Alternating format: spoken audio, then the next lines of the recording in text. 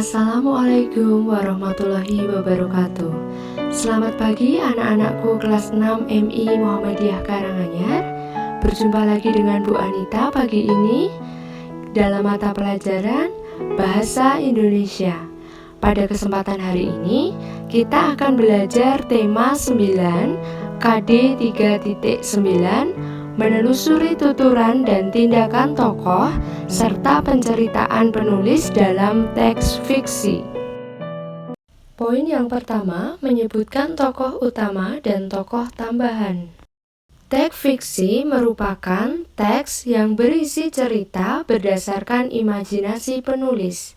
Di dalam teks fiksi terdapat tokoh utama dan juga tokoh tambahan.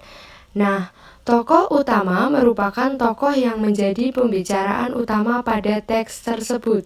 Sementara tokoh tambahan merupakan tokoh yang mendukung tokoh utama.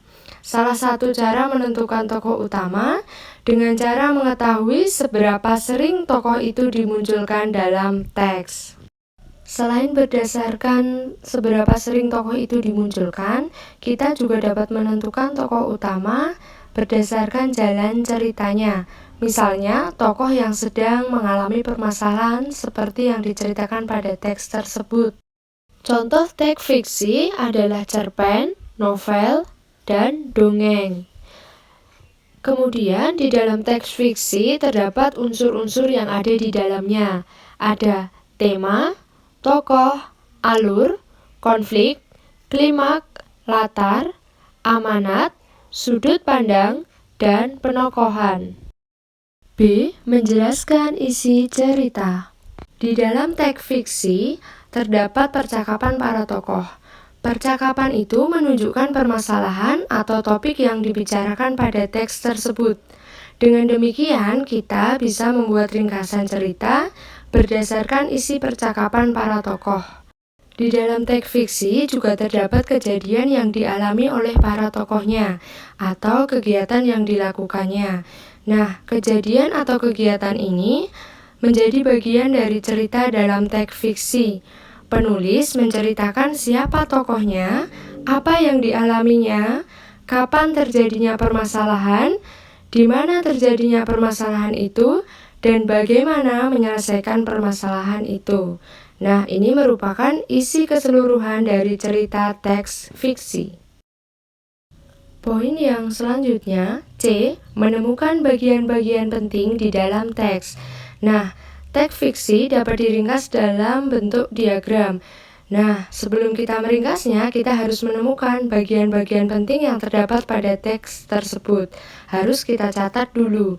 Kemudian, disusun membentuk peta pikiran.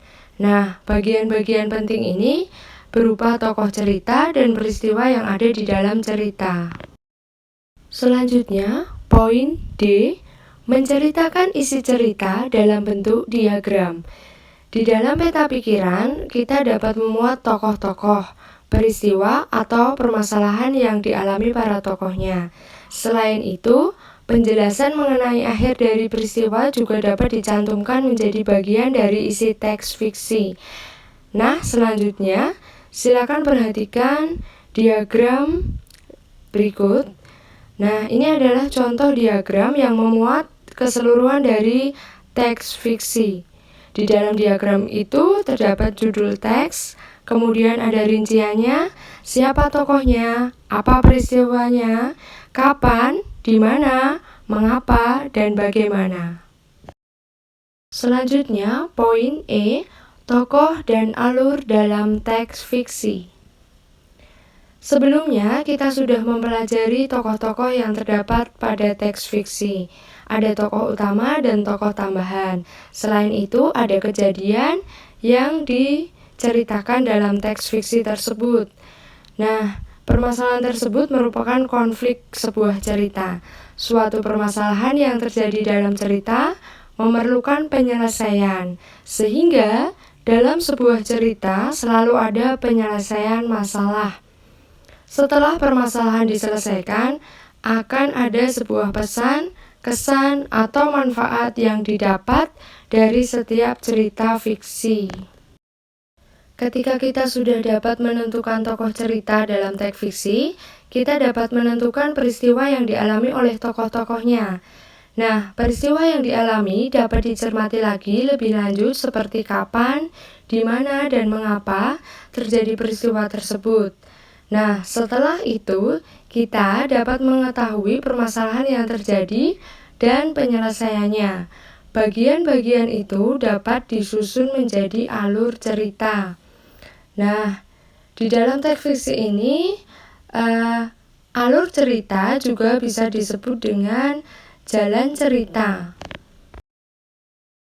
Jalan cerita, alur, atau plot adalah cerita yang berisi urutan kejadian. Namun, tiap kejadian hanya dihubungkan secara sebab akibat. Peristiwa yang satu disebabkan atau menyebabkan peristiwa yang lain.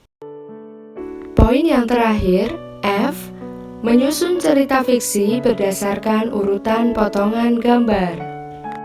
Cerita fiksi dapat dibuat dari berbagai sumber, misalnya potongan gambar.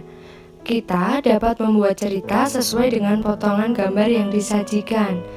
Membuat cerita fiksi dari potongan gambar dapat dilakukan melalui langkah-langkah sebagai berikut. 1. Amati potongan gambar yang disajikan. Perhatikan objek-objek yang ada di potongan gambar tersebut. Kedua, perhatikan setiap unsur dalam potongan gambar, misalnya tokoh, latar tempat, latar waktu, dan suasana dalam potongan gambar. Ketiga, jika potongan gambar tersusun secara acak, susunlah potongan gambar tersebut agar kamu dapat menggabungkan setiap gambar. Keempat, hubungkan semua unsur dalam potongan gambar sesuai dengan imajinasimu. Silakan perhatikan contoh potongan gambar sebagai berikut. Nah, anak-anak bisa mengamati potongan gambar tersebut. Bu Guru rasa cukup sekian pembelajaran KD 3.9 tema 9 Bahasa Indonesia hari ini. Semoga bermanfaat. Bu Guru akhiri. Wassalamualaikum warahmatullahi wabarakatuh.